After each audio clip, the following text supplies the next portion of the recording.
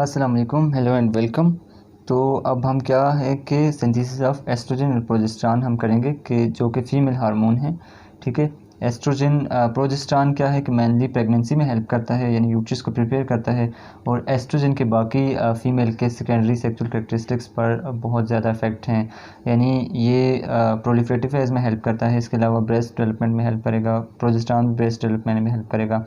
तो इनकी सिंथेसिस कैसे हो रही होती है, ठीक है, सिंथेसिस हम देखेंगे जो कि बहुत ज़्यादा इंटरेस्टिंग है। ठीक है, हमने ये क्या पढ़ा था, ग्रोइंग फॉलिकल, ये क्या पढ़ा था कि ग्रोइंग फॉलिकल है सपोज। ठीक है, ग्रोइंग फॉलिकल में क्या होता है कि बीच में एग होता है, और एग क्या होता है, एग तो नहीं होता, यानी अभी ये किस स्टेज में है, प्राइमरी oocyte वाली स्टेज में है।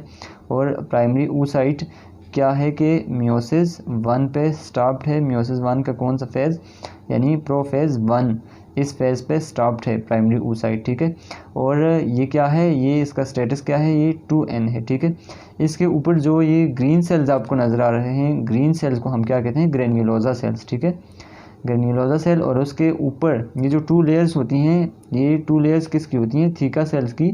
थीका सेल्स हम कहेंगे, और 2 लेयर्स क्या होती हैं, theca interna and theca externa. ठीक है, ये सेल्स, ये वाले और ये सेल्स समझने इसलिए ज़रूरी हैं कि इनमें इनके एस्ट्रोजन और प्रोजेस्टेरॉन के स्टेप्स हो रहे होते हैं। ठीक है, तो सबसे पहले आप अगर हम देखें तो सबसे पहले पिट्यूटरी ग्लैंड है, यानी ये हाइपोथैलेमस है, जहाँ से क्या आएगा, गोनाडोट्रोपिन रिलीजिंग हार्मोन, और वो पिट्यूटरी ग्लैंड पे एक्ट करेगा, और पिट्यूटरी ग्लैंड के इंटीरियर पिट्यूटरी में गोनाडोट्रोफ्स पे एक्ट करेगा, और गोनाडोट्रोफ्स क्या प्रोड्यूस करेंगे, फॉलिकल स्टिमुलेटिंग हार्मोन और ल्यूटिनाइजिंग हार्मोन।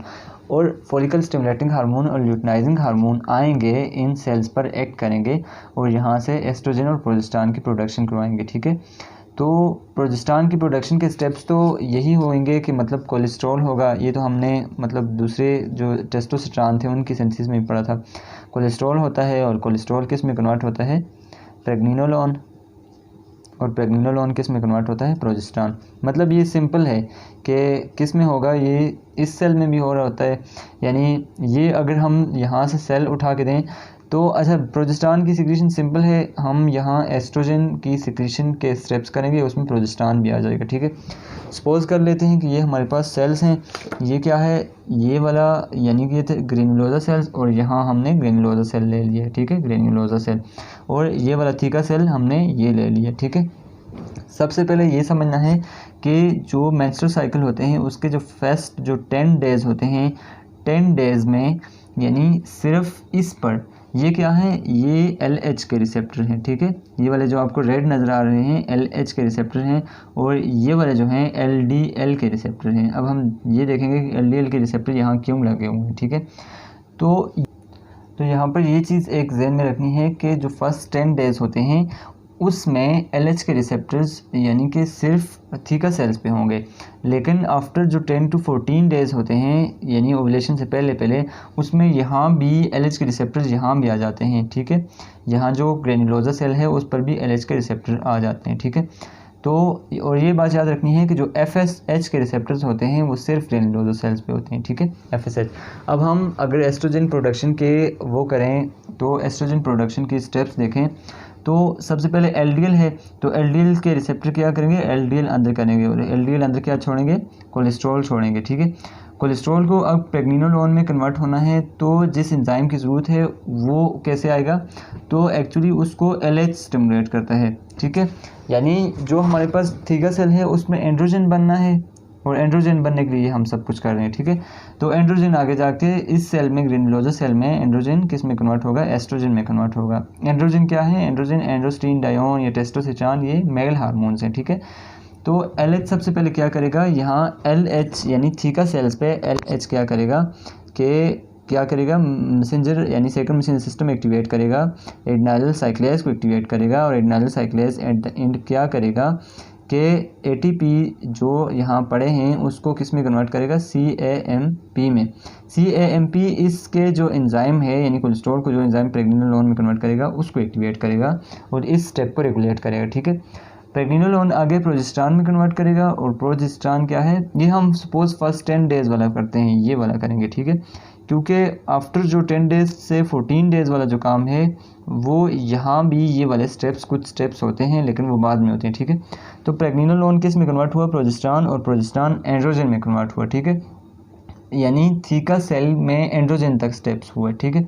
अब एंड्रोजन यहाँ से यहाँ पास होगा, यानी ये जो एंड्रोजन यहाँ बना है थीका सेल में वो यहाँ से यहाँ आएगा। ये जो ग्रीन वाले सेल्स आपको नज़र आ रहे हैं ग्रेन्युलोजल सेल, ठीक है।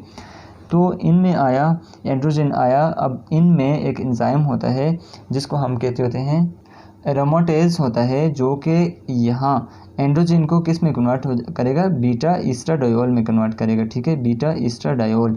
और बीटा ईस्ट्राडायोल क्या है, ये असल में क्या है, एस्ट्रोजन है, यानी जो मोस्ट इंपॉर्टेंट एस्ट्रोजन है वो बीटा ईस्ट्राडायोल है।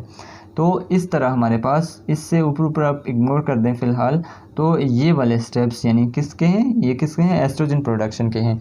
कहाँ तक, यानी एंड्रोजन तक यहाँ आया है, यहाँ थीका सेल में स्टेप्स हुए हैं।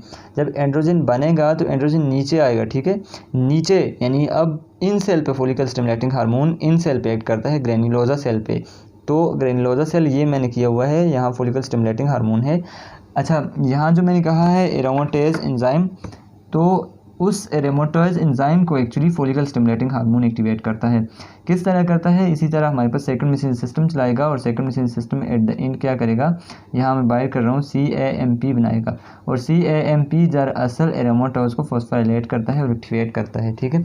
जब एरोमाटेज एक्टिवेट होगा तो वो जो एंड्रोस्टेरोन या एंड्रोजन जो कि थीका सेल में बना था और थीका सेल से यानी ट्रांसफ़र होकर यहाँ आया है, उस एंड्रोस्टेरोन को बीटा एस्ट्राडायोल में कन्वर्ट करेगा। और बीटा एस्ट्राडायोल क्या है, एस्ट्रोजन है, ठीक है। यहाँ हमारे पास एस्ट्रोजन की प्रोडक्शन हो गई है, और रास्ते में क्या है, प्रोजेस्टेरॉन की प्रोडक्शन भी हो गई है, ठीक है, सिंथेसिस। अब जो हमारे पास ये किसका रिसेप्टर है, अब अगर हम 10 to 14 डेज़ यानी मेंस्ट्रुअल साइकिल इसमें देखें, तो इसमें क्या हो रहा होता है कि इसमें ये वाली एस्ट्रोजन इस तरीके से तो बनता ही है, लेकिन उसमें ग्रेन्युलोजा सेल में भी क्या आता है, LH के रिसेप्टर्स आ जाते हैं, ठीक है, और LDL के तो होते ही हैं, ठीक है। तो LDL के होते हैं, तो LDL क्या अंदर इंटर करेगा, कोलेस्ट्रॉल अंदर इंटर करेगा, ठीक है, LDL इंटर होगा तो कोलेस्ट्रॉल होगा, ठीक है। अब कोलेस्ट्रॉल को प्रेग्निनोलोन में कन्वर्ट करने के लिए, जैसे यहाँ एंजाइम को एक्टिवेट करने के लिए CAMP, तो यहाँ भी क्या बनेगा, CAMP बनेगा, CAMP अंदर बनता है, लेकिन मैं यहाँ लिख रहा हूँ, ठीक है। वो इसमें को कन्वर्ट करेगा, लेकिन यहाँ स्टेप्स सिर्फ प्रोजेस्टेरॉन तक होंगे, यहाँ एंड्रोजन डायरेक्ट नहीं बनेगा। प्रोजेस्टेरॉन इसमें बनेगा और प्रोजेस्टेरॉन इससे यहाँ ट्रांसफ़र हो जाएगा, ठीक है। प्रोजेस्टेरॉन यहाँ ट्रांसफ़र हुआ यानी थीका सेल में, और थीका सेल में एंड्रोजन बना, और एंड्रोजन फिर यहाँ ट्रांसफ़र होगा, तो इस तरह एस्ट्रोजन बनेगा। यानी 10 to 14 डेज़ एस्ट्रोजन इस तरीके से बनता है और इस तरीके से भी बनता है, यानी यहाँ से प्रोजेस्टेरॉन फिर यहाँ आया, यहाँ प्रोजेस्टेरॉन फिर एंड्रोजन में कन्वर्ट हुआ, एंड्रोजन फिर यहाँ आया, और एंड्रोजन बीटा एस्ट्राडायोल या एस्ट्रोजन में कन्वर्ट हो गया, ठीक है।